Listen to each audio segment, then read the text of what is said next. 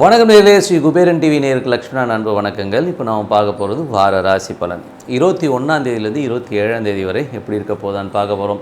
எப்போதுமே சொல்கிறது தான் லக்னத்தை பாருங்கள். ராசிக்கு பார்ப்பதை விட லக்னத்தை பார்க்க ரொம்ப பர்ஃபெக்டாக இருக்கும். உதாரணமாக ஒரு மகர லக்னம், விருச்சிக ராசினா நீங்கள் விருச்சிக ராசிக்கான பலன்களை பார்க்கறதோடு மகர ராசிக்கான பலன்களை பார்க்கும்போது ரொம்ப பர்ஃபெக்டாக இருக்குங்க. இப்போ வீடியோட எண்டில் டிப் ஆஃப் த வீக் இருக்குது. மறக்காம இந்த வாட்டி ஒரு காரசாரமான ஒரு விஷயத்தை சொல்லுவோம், கண்டிப்பாக அப்ளை பண்ணி பாருங்கள். கடகராசி. ஸோ கடகராசிக்கு வந்து எப்படி இருக்கும்னு போது, கடகம்னாலே நிறைய பாசங்கள் நிறைய வைப்பாங்க. அதே நேரத்தில் வந்து அந்த பாசம் நமக்கு கிடைக்கலங்கிற இயக்கங்கள் நிறைய இருக்கும். ஸோ அதனால் வந்து கடக ராசிக்காரர்களுக்கு வந்து அதீதமான ஒரு அன்பு உடையவங்க தான். பட் இருந்தாலும் திடீர்னு வந்து அவங்களுக்குள்ளே வந்து ஒரு நெகட்டிவிட்டி அதிகமாக வந்து போகும். அதனால் ஒரு மெடிடேஷன் சாண்டிங் பண்ணுறது வந்து ரொம்ப முக்கியமாக வந்து அவங்க கடைபிடிச்சிட்டு வந்தாங்கன்னா எல்லாமே சிறப்பாக இருக்குங்க.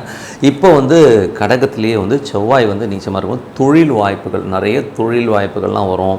குழந்தைங்க விஷயத்தை பற்றி நினச்சி கொஞ்சம் வந்து கலக்கம் வர மாதிரியான விஷயங்கள்லாம் இருக்கும். இன்னும் அந்த புள்ள எப்படி பண்ணுதுங்கிற மாதிரி விஷயங்கள்லாம் இருக்கும்.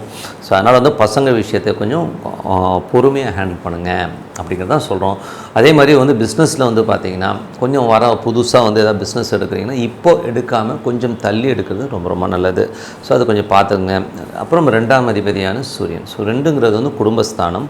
சூரியன் வந்து பார்த்திங்கன்னா உங்களுக்கு வந்து இப்போ 10ல் இருக்கார். ஸோ தொழிலில் வந்து நிறைய வாய்ப்புகள் கிடைக்கும்.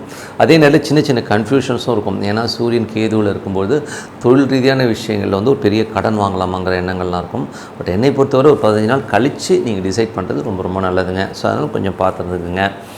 அதுக்கப்புறம் பார்க்கும்போது உங்களுக்கு 3 மற்றும் 12ஆம் அதிபதி. 3ங்கிறது வந்து உங்களுடைய முயற்சி ஸ்தானம்னு சொல்லுவோம். 12ங்கிறது விரயத்தை குறிக்கும். ஸோ அந்த 3, 12னும் போதே ஒரு டாக்குமெண்டேஷன் சம்மந்தமான விஷயங்களுக்கோ ஏதாச்சும் ஒரு புதிய அக்ரிமெண்ட் சம்மந்தமான விஷயங்களுக்கு வந்து நம்ம வந்து நிறைய வந்து வெளியூர் போகிறது, இந்த மாதிரி விஷயங்கள்லாம் நிறைய இருக்கும். நிறைய பிரயாணங்களும் போது அங்கங்கே வேலை விஷயமாக போகிற மாதிரி அலைச்சலை கண்டிப்பாக கொடுத்துருங்க. பட் அதனால் நல்ல லாபம் கிடைக்குமா, நல்ல லாபம் கிடைக்கிறதுக்கான வாய்ப்புலாம் நிறையா இருக்குது. பட் இருந்தாலும் கொஞ்சம் திடீர் அதிர்ஷ்டங்கள் வர்றதுக்கான வாய்ப்பும் நிறைய இருக்குங்க. ஸோ அதில் வந்து பார்த்திங்கன்னா அந்த பிரயாணங்கள்லாம் நல்ல லாபம் வரும். வெளிநாட்டில் இருக்கவங்களுக்குலாம் வந்து பெரிய லாபம் கிடைக்கிறதுக்கான வாய்ப்பு ரொம்ப நல்லா இருக்குது. 4ஆம் அதிபதி. 4ங்கிறது வந்து பார்த்திங்கன்னா உங்களுக்கு வந்து வீடு, வண்டி, வாகனத்தை தான் சொல்லும். ஸோ அது வந்து தாயாருடைய விஷயங்களையும் அதுதான் சொல்லும். அது மாதிரி 4ஆம் அதிபதியான சுக்கிரன் வந்து பார்த்திங்கன்னா உங்களுக்கு 9ல் இருக்கும்போது அம்மா ஒரு தீர்த்த யாத்திரையோ எங்கேனாச்சும் வெளியூர் போகணும் அப்படிங்கிற எண்ணங்கள்லாம் அம்மாவுக்கு இருக்கும். அதே மாதிரி வந்து அம்மா அப்பா சார்ந்த விஷயங்கள் வந்து சின்ன சின்ன குழப்பங்கள் வந்து போகிறோம். ஏன்னா நிறைய கிரகங்கள் இப்போ வந்து ஒன்றா இருக்கும் பொழுது நமக்கு அந்த ஒரு குழப்பத்தை கண்டிப்பாக கொடுத்துரும். ஸோ அதனால் அந்த மாதிரி விஷயங்களை கொஞ்சம் பார்த்துருந்தது நல்லது. அதுக்கப்புறம் வந்து உங்களுடைய 5. ஸோ 5ன்னும் போதே அது விருச்சிகமாக வந்து அது வந்து செவ்வாய், அதோட அதிபதி செவ்வாய் வந்து ஒரு ராசியில் இருக்கும்போது குழந்தைகளுடைய விஷயங்கள் வந்து நமக்கு கொஞ்சம் கஷ்டத்தை கொடுக்கும். அந்த பிள்ளை எப்படி பண்ணுது அப்படிங்கிற எண்ணங்களே கண்டிப்பாக இருக்கும். ஸோ அதனால் வந்து அது இன்னும் கொஞ்ச நாளில் மாறிடும். ஸோ மாறுற வரை வந்து கொஞ்சம் அமைதியாக உரிமையாக தான் ஹேண்டில் பண்ணணும். நம்ம எதுவும் வந்து தப்பாக வந்து கணக்கெடுக்கக்கூடாதுங்கிறது தான் உண்மையான விஷயம். அதுக்கப்புறம் பார்க்கும்போது உங்களுக்கு 6ஆம் அதிபதியான குரு. 6ஆம் அதிபதிங்கிறது வந்து பார்த்திங்கன்னா உங்களுக்கு கடன் சம்மந்தமான விஷயங்கள், வேலை சம்மந்தமான விஷயங்களான குரு வந்து 11ல் வந்து பெரிய வெற்றிகள், வேலையில் நல்ல வெற்றி, கேட்ட இடத்துல காசு கிடைக்கிறது, நல்ல ரொட்டேஷன் இதெல்லாமே கொடுக்கும். பட் அதில் ஒரே சிக்கல் என்னென்னா அதில் வந்து செவ்வாய்ங்கிற ஒரு நட்சத்திரத்தில், செவ்வாய்ங்கிறது நடைமுறை வாழ்க்கையில் உங்களுக்கு என்னென்ன விஷயங்களை கொடுக்குங்கிறத சொல்லும்.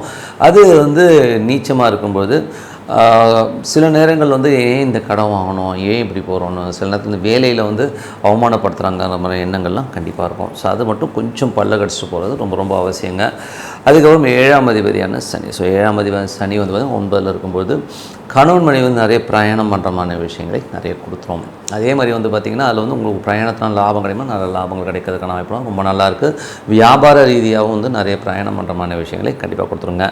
அதுக்கப்புறம் பார்க்கும்போது உங்களுக்கு வந்து 8ஆம் அதிபதி சனி 9ல் இருக்கும்போது அப்பாவுடைய உடல்நலம் சம்மந்தமான விஷயங்கள். ஸோ அப்பாவுக்கு உடம்பு சரியில்லாமல் போகிறது, இல்லை அப்பாக்கிட்டே பேசும்போதும் கொஞ்சம் கவனமாக பார்த்து பேசிக்கிறதுலாம் ரொம்ப நல்லது. ஸோ அதில் வந்து ஏதாவது பிரச்சனை வரதுக்கான ரொம்ப கவனமாக இருக்கணும்.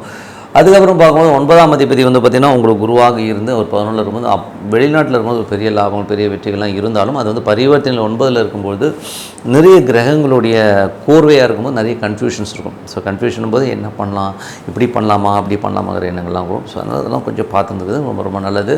10ஆம் அதிபதி உங்களுக்கு வந்து ராசியில் இருக்கும்போது தொழில் ரீதியான விஷயங்களும் கொஞ்சம் கவனமாக இருங்க.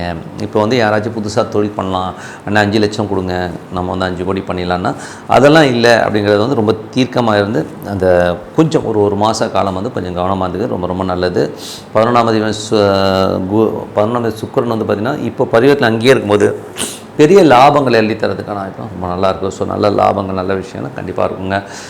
ஸோ என்னை பொறுத்தவரை வந்து பார்த்திங்கன்னா ஒரு நல்ல ஒரு பிரார்த்தனை, ஒரு அமைதியான ஒரு இடத்துல உட்காந்து மனதார இறைவனை வந்து ஓம் நம, இப்போ ஈஸ்வரன் எனக்கு ரொம்ப பிடிக்குன்னு ஒரு ஈஸ்வரன் வந்து மனசுக்குள்ளே நினச்சிட்டு ஓம் நமச்சிவாயம் வந்து மனசார வந்து பிரார்த்தனை பண்ணும்போது கண்டிப்பாக வந்து நமக்கு வந்து அடுத்த லெவல் போகிறதுக்கான ரொம்ப சிறப்பாக இருக்குது. Tip of the week.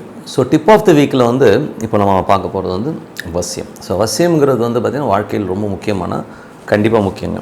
ஏன்னா வந்து வாழ்க்கையில் ஒரு ஈர்ப்பு, ஒரு வசியம் இருந்தால் தான் வந்து ஒரு சந்தோஷம் கண்டிப்பாக இருக்கும். ஸோ ஒருத்தர் மேலே ஒருத்தர் ஒரு எதிர்பார்ப்போட, ஒரு கணவனை வந்து மனைவியை வந்து எதிர்பார்த்துருக்கிறது, மனைவி கணவனை எதிர்பார்த்துருக்கிறதுலாம் வந்து ஒரு ஃபீல்.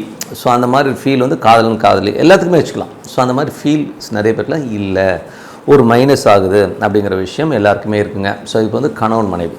ஸோ கணவன் மனைவிக்கு நடுவில் வந்து ஒரு ஒற்றுமை இல்லாமல், பார்த்தாலே ஒரு அந்யோன்யம் இல்லாமல் இருக்குது. அவர் வராரு நிறையா இருக்காங்க அப்படிங்கிற மாதிரி விஷயங்கள் நிறைய பேர்ட்ட இருக்குது.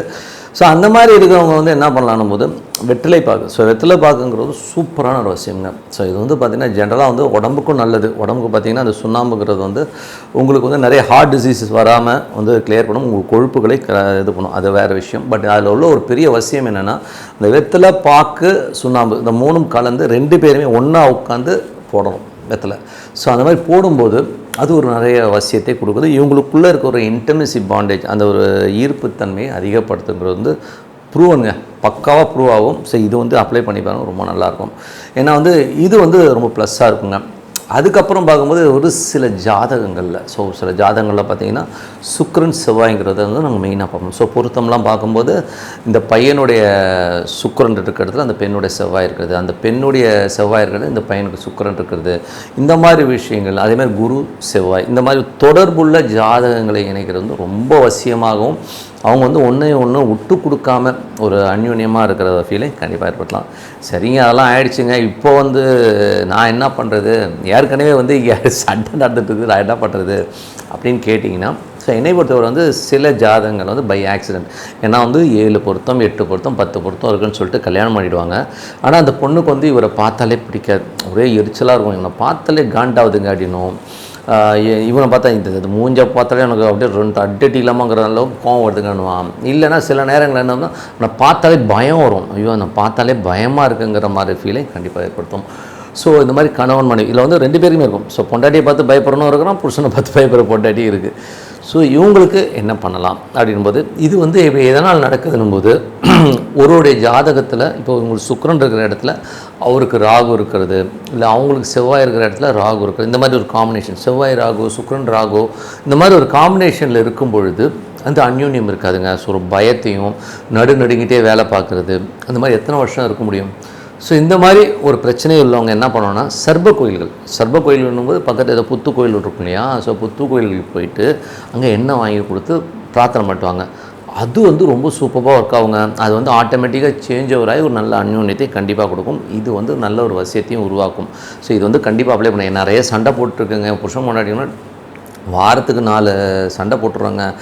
வீட்டில் வந்து நிம்மதியாக கண்டிப்பாக நீங்கள் சர்ப கோயிலுக்கு போயிட்டு நீங்கள் எண்ணெய் ஊற்றி நீங்கள் வந்து எண்ணெய் கொடுத்து அந்த தீபத்துக்கு எண்ணெய் கொடுங்க, போய் வழிபாடு பண்ணுறோம். கண்டிப்பாக வந்து லைஃப்பில் வந்து ஒரு நல்ல சேஞ்சு நம்ம இடத்துல போகிறதுக்கான வாய்ப்பு ரொம்ப நல்லா இருங்க. ஒரு சிறப்பான மாற்றங்கள்னா பிரார்த்தனை அவசியம். நல்லா பிரார்த்தனை பண்ணுங்கள். உங்களிடம் விடைபெறுவது உங்கள் லக்ஷ்மி நாராயணன். நன்றி, வணக்கம். ஸ்ரீ குபேரன் டிவியை பார்த்தமைக்கு நன்றிகள். மேலும் இது போன்ற தகவல்களை தெரிந்து கொள்ள ஸ்ரீ குபேரன் டிவியை சப்ஸ்கிரைப் செய்யுங்கள். மறக்காமல் பெல் ஐக்கானை கிளிக் செய்யுங்கள்.